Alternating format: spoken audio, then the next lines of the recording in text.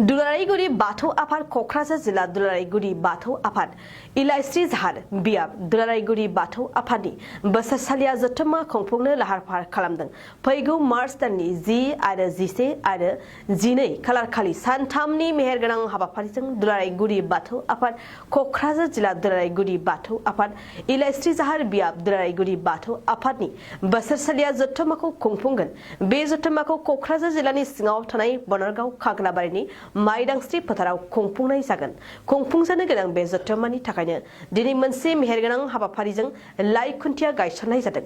लाइ खुन्थियाखौनो गायसननानै होफैदों एमएलए रबिराम नार्जारिया।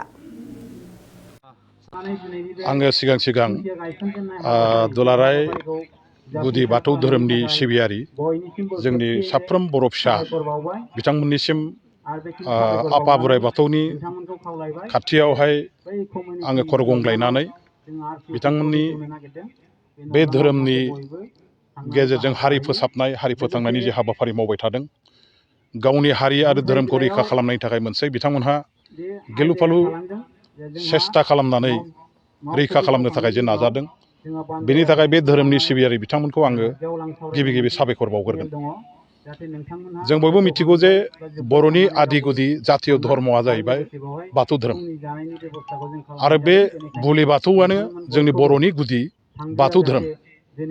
बे धोरोमा मोनसे जाग्रत धोरोम आरो मोनसे जोंनि सक्ति हारिनि गेजेराव मोनसे सक्ति गोहो जगायनो हाग्रा मोनसे धोरोम आरो बे धोरोमखौनो दिनैहाय जोङो सारा पृथिबियाव बर' हारिया गावनि धोरोम हिसाबै सिनायथि होबोनो हादों बा बर'फोरनि धोरोम हिसाबै पृथिबियाव जों सिनायथि होनो हादों।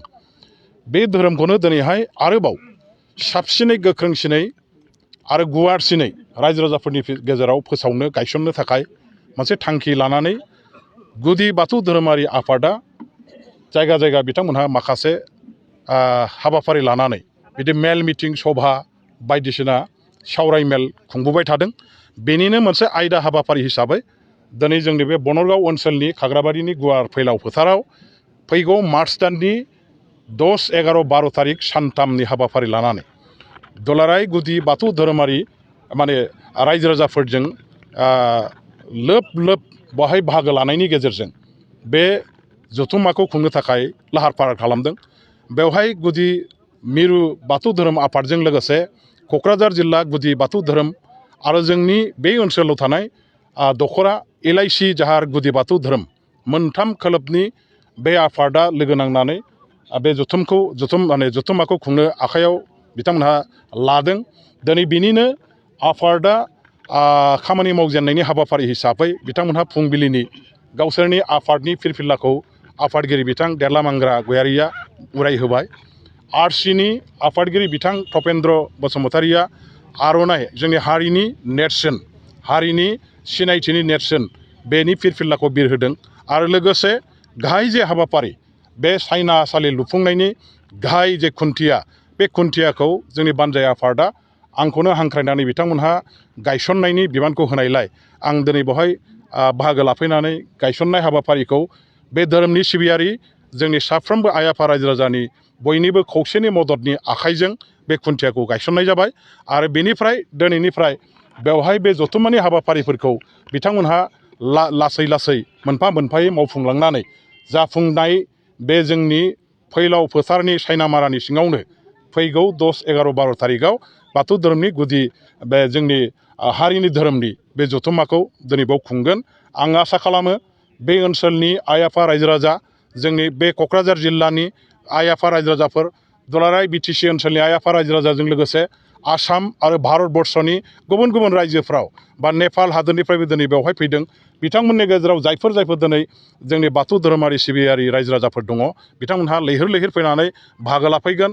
धर्मनि मोनसे महासभा हिसाबै बेखौ जोङो दिनैहाय जाफुंसार होनो हागोन, सिनायथि होनो हागोन। बेनि मोनसे थांखिजों गासैबो आइ आफा रायजो राजाफोरखौ आङो बाहागो लाफैनो थाखाय खावलायगोन आरो लोगोसेयैनो जोङो बे बाथौ धोरोमखौ जोंनि हारियारि धोरोम हिसाबै जे मोनसे गलाय गुजाय मोनसे गावस्रा गावस्रि लेथेर फिथेर अबस्थायाव दङ बेखौ खौसे खालामफिननानै गोख्रों हारियारि मोनसे धोरोम हिसाबै गायसनफिननो थाखाय जेब्लाबो बाथौ धोरोमारि आफादा गोख्रोङै खामानि मावलांबाय थागोन, फोसावबाय थागोन आरो माखासे जुदि गेना खान्थिफोर दङबा बेखौ फोसाबलु हाबाफारि बेखौबो बिथांमोनहा आखायाव लाना खामानि मावगोन आं बेखिनिखौ जोंहा आरसि आरो बाथौ धोरोमारि गुदि आफादनि दैदेनगिरि बिथांमोनहा जयै सावरायनानै ओइदिननि जे जोबथा दिननि जे हाबाफारि गेवलां मेल गाहाय आलासि महरै आसामनि दानि बिधान सभानि स्पिकार बुंथिगिरि मानगोनां बिस्वजित दैमारि बिथांखौ गाहाय आलासि हिसाबै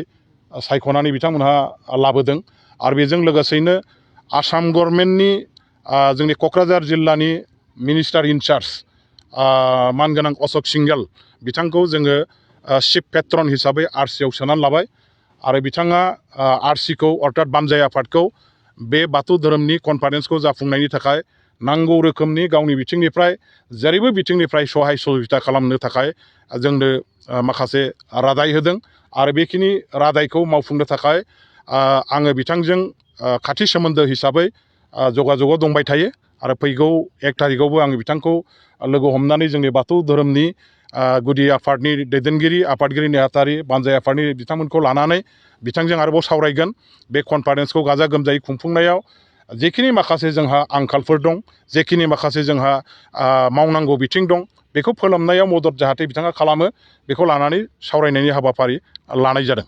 नोंथाङा सानाय सुनाय बेरामनि जेंनायाव गोग्लैदों नामा? जुदि नोंथाङा सानाय सुनाय दंब्ला जिंगा सिनांगौ गैया। चिरां जिल्लानि बेंटल गेट साफागुरियाव दायो एसआइ निउर'थेरापि सेन्टार दंसै। बे थेरापि सेन्टाराव नोंथाङा गोरलैयैनो देहानि सानाय सुनायखौ फाहामथाय लानो हागोन। बे आथिं सानायानो जाग्रोदों ओमफ्राय जानाया एसे सिगांनिफ्रायनो जाखादों ओमफ्राय बिदिनो गुबुन मुलि जाबाबायदों ओमफ्राय हामाखै। दिनैनि ट्रिटमेन्टआनो आङो एसे मोजां मोनसिनबाय। जेरै सिं सानाय आफादावरि सानाय मोदोम जरा सानाय आइजोफोरनि जेंना खर' सानाय बायदि बेरामखौ फाहामनाय जायो। लोगोसेयैनो बे सेन्टाराव थानानै फाहामथाय लानो हानायनिबो सुबिदा खालामदों। नोंथांमोनहा एसआइ निउर'थेरापि सेन्टाराव फाहामथाय लानो गोसो दंब्ला नैबे मबाइल नम्बर 7620160459 नङाब्ला 9476977956 आव थोंजों सुलाद लानो हागोन।